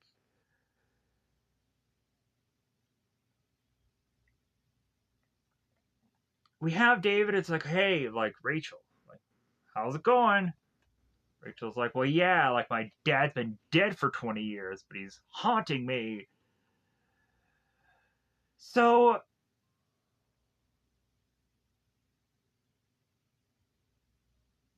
all of them are now to just turn to Nelson here and like, hey, thanks, like thanks for the nightmares, thanks for the horrific things we're going through now.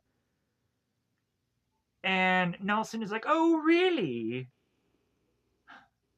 You're a choir boy compared to me. Come on, really?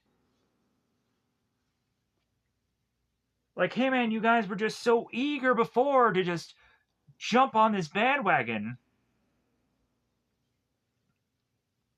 I'm sorry that you just have such an ordeal and you're so upset. Look at you, Joe. Caught with your videotapes down. David, you swore at a girl at a playground. Oh no. Oh. Then, best of all, last of all, Rachel, you're having bad dreams about your daddy? Really sorry, Rachel.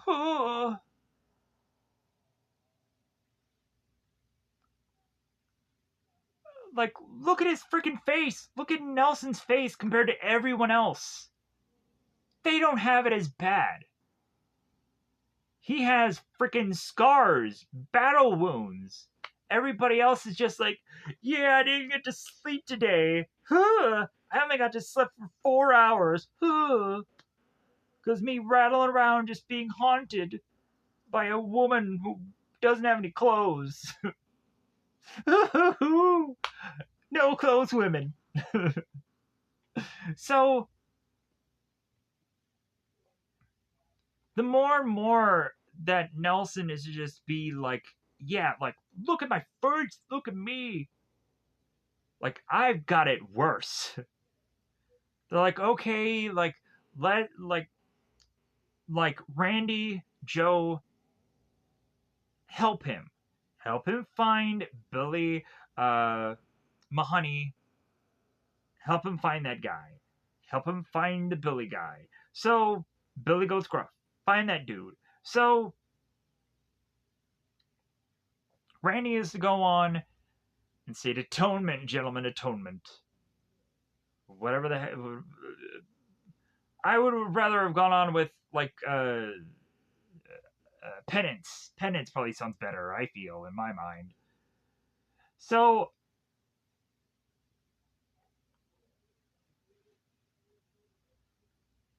Finally, Rachel just delivers all of her luggage right on to David here, and is to tell him that when Rachel was 5, her father shot himself.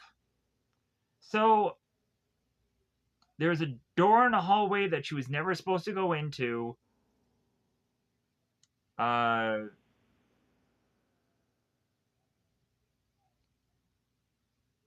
and so the past is coming back again to get revenge, like David had gone on and said before.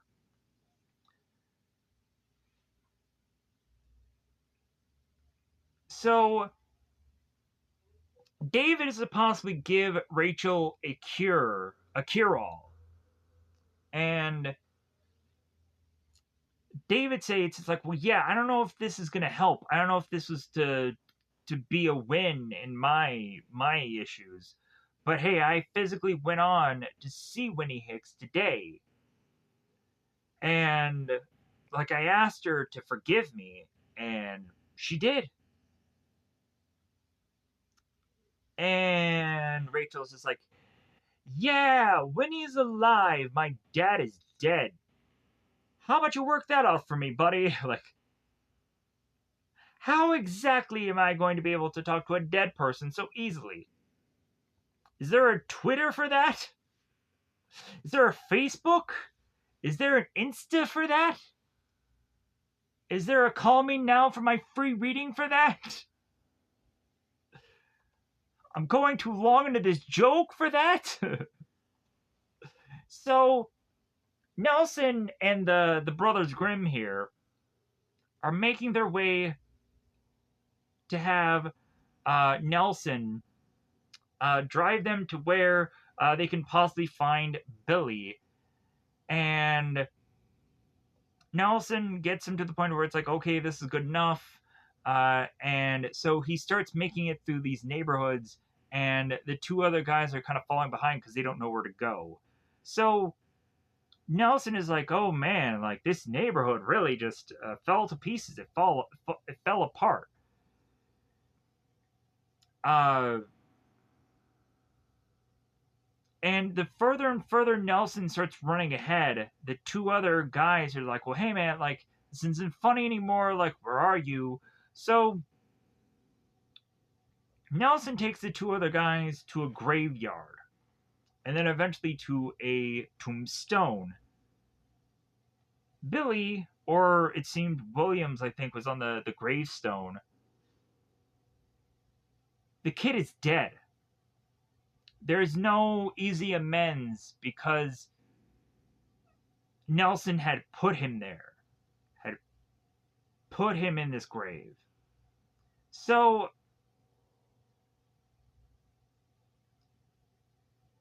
having more and more flashbacks.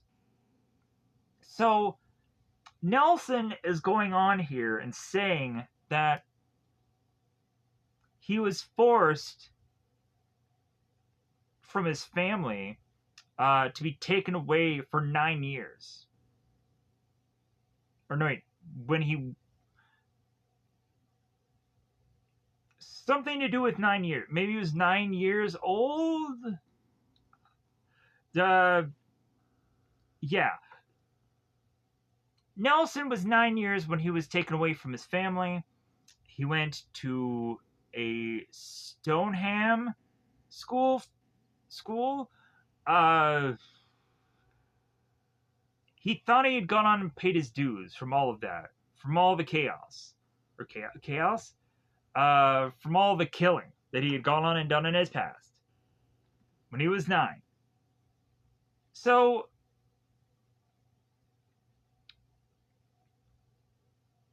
since Nelson really realizes that there's no way out at this point, that the only real penance that he can have Nelson realize to be as equal to Billy's death is for now Nelson to join Billy in the afterlife.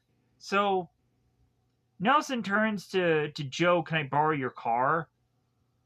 And they're like, what are you doing? Why? So both David and both Rachel are both sleeping, and Rachel sneaks away to have a little meet and greet with her dead father. And all while, like, Rachel is starting to get to the Red Room to her father, David ends up getting a phone call from the guy saying, like, well, hey, like, Nelson has wandered off. Like, I think he's gonna do something serious here. He's probably gonna end himself. So, like, hey, we need you. So David ends up relaying this message to Rachel, and takes his car and drives off. For whatever reason, I don't understand why Rachel and David aren't both there. Don't really understand driving off here. But so Rachel then goes on to the Red Room to talk to her dad, and seeing him do drugs, and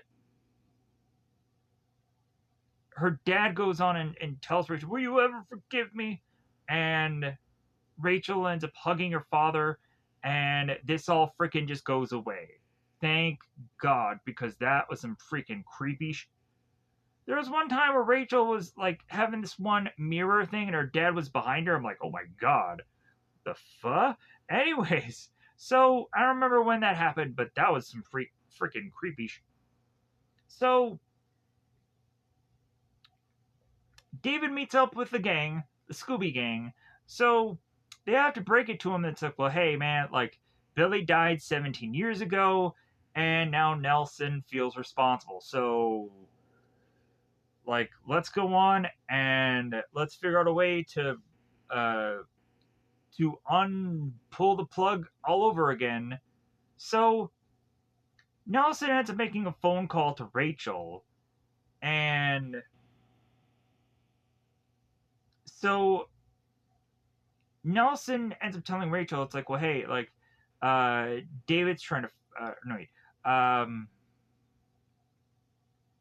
like, I think Nelson called just to say he was sorry to Rachel, and Rachel is just like, well, hey, David's trying to find you, like, where are you, like, what's going on? Uh,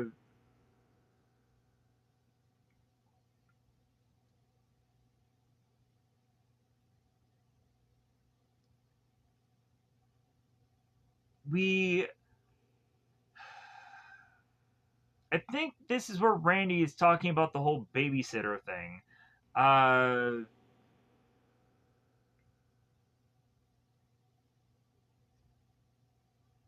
Supposedly, I think he stole something from her.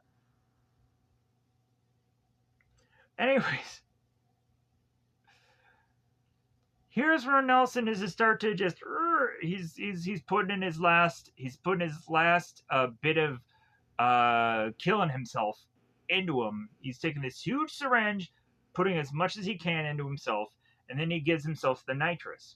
So the guys are thinking that Nelson is going to go on and do the experiment without them. So Nelson is back as his younger self, and he's kind of doing things in reverse. He's being caught instead of being the catcher.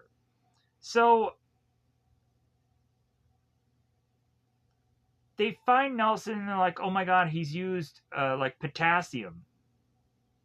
Is that from bananas? I don't know. I don't know what that drug is. Uh, they just say potassium. I don't know what that means. So they start defibbing him, and we have Nelson who's climbing up that tree. He's climbing up that hill. He's gonna freaking die. So, like, Billy just wanted Nelson, I think, to finally live in his shoes. If living is to really just be the word here, because he was to die in his shoes, if anything. So now Rachel's in a rush to get to the guys, and now saying like, hey, like, he called me, like he's been dead for 9 minutes, because he's like, he at least should have been alive at this moment. So yeah, 9 minutes, he's probably been dead. So they're defibbing him, they're CPRing him, they're freaking like uh they're putting a bag over him, they're trying to get air into him. So they're putting a trachea in him. That was the only real thing that I can remember because it was the only real difference thing. A trachea, I only remember this from the show Scrubs, where they try to put a thing down his throat so he can breathe. Uh, yeah, like they're having problems doing that. But then Joe is telling Rachel, like, "Hey, man, like figure it out. Come on." So still flatlining. They got nothing. Uh, a tryptopine. Uh, I don't know. Intropine. Um, intrac Tracchili. I don't know what the heck that is. Some kind of drug. They're like, hey, drug, a drug I can't freaking pronounce. Some kind of goofy drug. Um, the epi thing again. Like, hey man, like, gotta bring him back to life. So Billy is watching along, throwing rocks at Nelson here. Nelson uh, is to really go on and be like, come on, Billy, like, come on, don't do this. So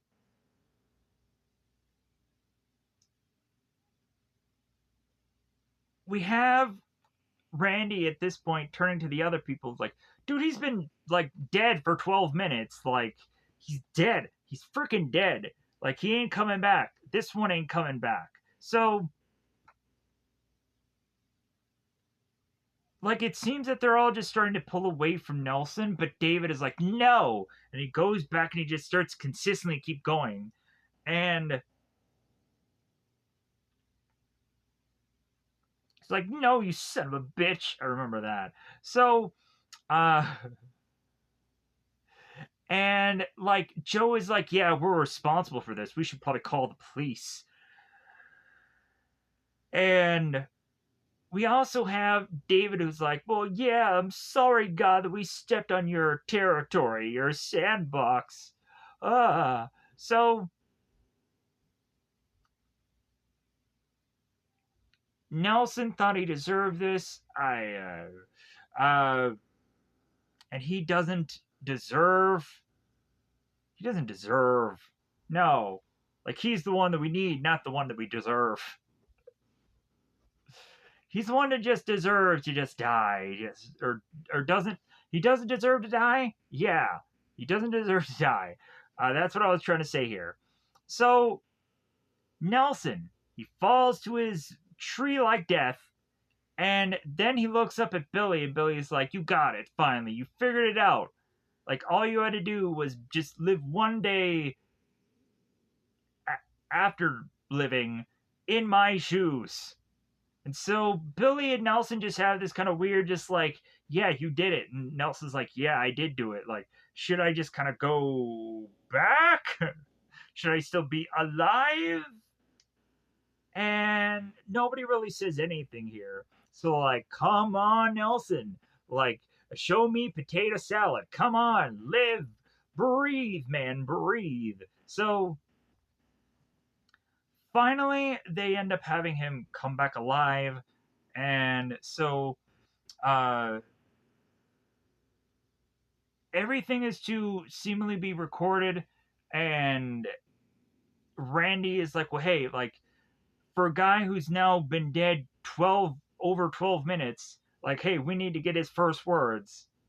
So they start asking him questions, and Nelson cannot speak at all. So the only thing that he can go on and really say that it wasn't a good day to die after all. And David ends up repeating what he is to have gone on and said.